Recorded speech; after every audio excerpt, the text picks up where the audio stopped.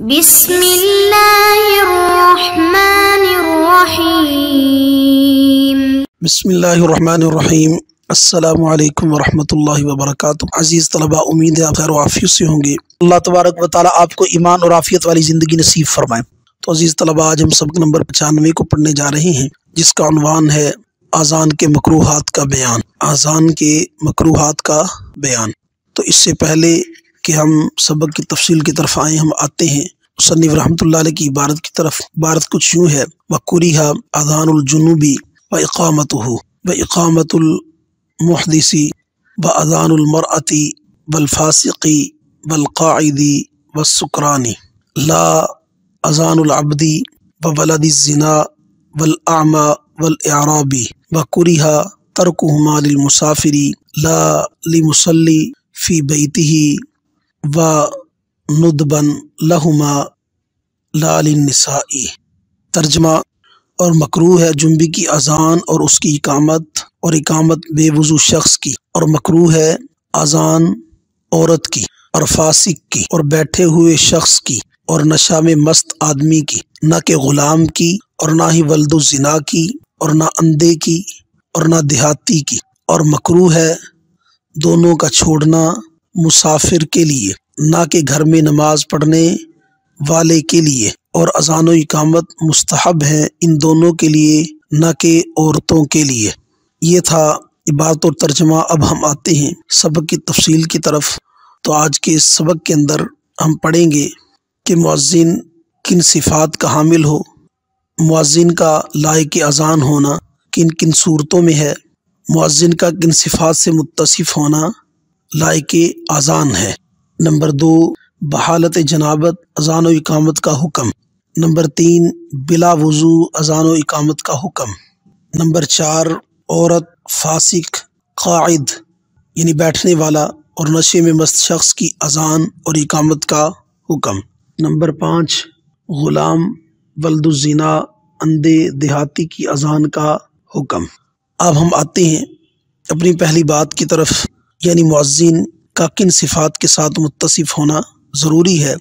تفصیل اس کی یہ ہے کہ اگر مؤذن جنبی ہو تو اس کا اذان کہنا درست نہیں، مکروہ ہے۔ اس کی اقامت بھی مکروہ ہے۔ اگر وہ بے وضو ہو تو اس کی اذان تو جائز ہے، البتہ اقامت درست نہیں۔ عورت کا اذان کہنا بھی درست نہیں۔ فاسق کا اذان کہنا بھی درست نہیں۔ جو شخص بیٹھ کر اذان دے تو بیٹھ کر اذان دینے والے کی اذان دینا بھی درست نہیں، مکروہ ہے۔ نشہ آور کی اذان دینا یعنی نشے کی حالت کے اندر اذان دینا یہ بھی مکروہ ہے۔ تو معلوم ہوا اذان دینے والے کے لیے پاک ہونا، باوضو ہونا، مرد ہونا، فسق و فجور سے پاک ہونا، کھڑے ہو کر اذان کہنا، اور صحیح حالت میں دماغ کا، عقل کا صحیح حالت میں ہونا، اس کی عقل پر نشے کا فطور نہ ہو، تو ایسی اذان درست ہے۔ اور اذان کہنے والے کے اندر ان صفات کا ہونا ضروری ہے۔ نمبر 2، اگر بحالت جنابت میں کسی نے اذان و اقامت کہہ دی تو اس کا کیا حکم ہے؟ تو تفصیل اس کی یہ ہے کہ بحالت جنابت اذان دینا، اقامت پڑھنا دونوں ہی مکروہ ہیں، کیونکہ اذان اور اقامت استقبال قبلہ اور ترتیب کلمات وغیرہ کی وجہ سے یہ نماز کے ساتھ مشابہ ہے۔ اذان اور اقامت استقبال قبلہ کے جیسے نماز میں استقبال قبلہ پایا جاتا ہے، تو اذان اقامت میں بھی استقبال قبلہ ہے۔ ترتیب کلمات کی جیسے نماز کے اندر ترتیب ہے، تو اسی طرح ان میں بھی، اذان میں بھی کلمات کی ترتیب ہے، اسی طریقے پر دی جائے گی۔ تو معلوم ہوا کہ اذان و اقامت یہ نماز کے مشابہ ہے، اگرچہ حقیقتاً نماز نہیں ہے۔ لہذا اذان کی ان دونوں جہتوں کا اعتبار کرتے ہوئے حالت جنابت میں جہت اول یعنی مشابہت کا جب اعتبار کیا تو اس کو دیکھتے ہوئے بحالت جنابت اذان کو مکروہ قرار دیا، اور حالت حدث میں حقیقت کا اعتبار کرتے ہوئے اذان کو بلا کراہت جائز قرار دیا کہ اگر وہ حالت حدث میں ہو تو اسی کو مصنف رحمۃ اللہ علیہ نے وَكُرِهَ اذان الجنوب وَإِقَامَتُهُ سے تعبیر فرمایا ہے، وَإِقَامَةُ الْمُحْدِثِ، اور آگے فرمایا وَإِقَامَةُ الْمُحْدِثِ کہ جو بے وضو شخص ہے اس کی اذان تو جائز ہے، البتہ اس کی اقامت درست نہیں ہے۔ نمبر 3، بلا وضو اذان و اقامت کا حکم۔ بلا وضو اذان و اقامت کا حکم، تو تفصیل اس کی یہ ہے کہ اقامت بلا وضو کہنا مکروہ ہے۔ اقامت بلا وضو کہنا مکروہ ہے کیونکہ اس صورت میں مؤذن کی جو اقامت ہے، مؤذن کی اقامت اور نماز کے درمیان فصل لازم آتا ہے۔ اس صورت میں مؤذن کی اقامت اور نماز کے درمیان فصل لازم آتا ہے، اور اذان اور اقامت باوضو دینا مستحب ہے تاکہ جس کام کی طرف دعوت دے رہا ہے اس کے لیے خود تو تیار ہو۔ لیکن اگر بغیر وضو اذان دی تو بلا کراہت جائز ہے۔ اگر بغیر وضو اذان دی تو بلا کراہت جائز ہے، کیونکہ اذان اللہ کا ذکر ہے اور ذکر کرنے کے لیے وضو مستحب ہے نہ کہ واجب۔ البتہ اقامت بھی چونکہ ذکر ہے مگر دوسری وجہ سے اس میں کراہت ہے کہ دوسروں کو نماز کا کہہ رہا ہے قد قامت الصلاۃ، نماز کھڑی ہو گئی اور خود بے وضو ہے۔ اب ظاہر ہے جب تک یہ وضو نہیں کرے گا اس وقت تک نماز میں شامل نہیں ہو سکتا، تو اس وجہ سے اس کا اقامت پڑھنا تو مکروہ ہے، البتہ اس کا اذان دینا وہ درست ہے۔ نمبر 4، عورت، فاسق، قائد، نشے میں مست شخص کی اذان اور اقامت کا حکم۔ تو تفصیل اس کی یہ ہے کہ عورت کا اذان دینا، فاسق کا اذان دینا، قائد یعنی بیٹھے ہوئے شخص کا اذان دینا، اور نشے میں مست آدمی کی اذان، یہ سب کے سب مکروہ ہے۔ کیوں؟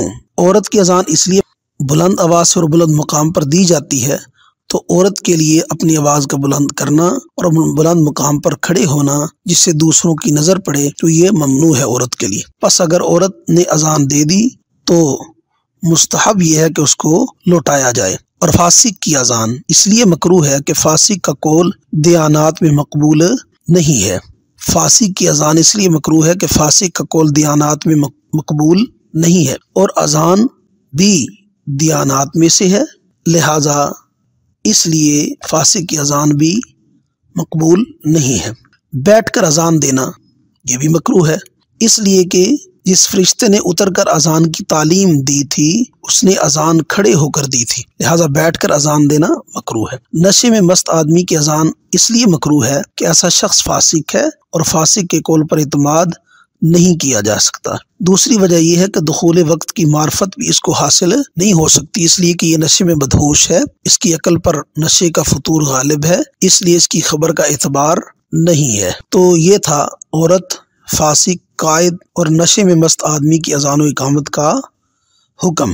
نمبر 5، غلام، ولد الزنا، اندھے دیہاتی کی اذان کا حکم۔ تو اس کی تفصیل یہ ہے کہ غلام، ولد الزنا، اندھے اور دیہاتی کی اذان مکروہ نہیں ہے، اس میں کوئی کراہت نہیں ہے، کیونکہ ان کا قول دینی امور میں مقبول ہے، دیانات میں قابل قبول ہے، اور ان کی اذان سے اعلام جو مقصود ہے یعنی خبر دینا وہ حاصل ہو جاتا ہے، لہذا اس وجہ سے ان کی اذان قابل قبول اور معتبر ہے، ان کا اذان دینا درست ہے۔ یہ تھی آج کے سبق کی تفصیل۔ تو ہم نے آج کے سبق کے اندر پڑھا کہ جنبی کی اذان اور اس کی اقامت مکروہ ہے، بے وضو شخص کی اذان درست ہے، اقامت مکروہ ہے، عورت کی اذان، فاسق کی اذان، بیٹھے ہوئے شخص کی اذان، نشے میں مست آدمی کی اذان بھی مکروہ ہے، اور بلا وضو اذان و اقامت کہنا اس کا حکم، غلام، ولد الزنا، اندھے دیہاتی کی اذان کا حکم، یہ احکام آج ہم نے پڑھے۔ تو عزیز طلبہ، اللہ تبارک و تعالی ہمیں تفقہ فی الدین نصیب فرمائے، دین سمجھ کر اس پر عمل کرنے کی اور اس کی اشاعت کرنے کی توفیق نصیب فرمائے۔ وآخر دعوانا ان الحمد للہ رب العالمین۔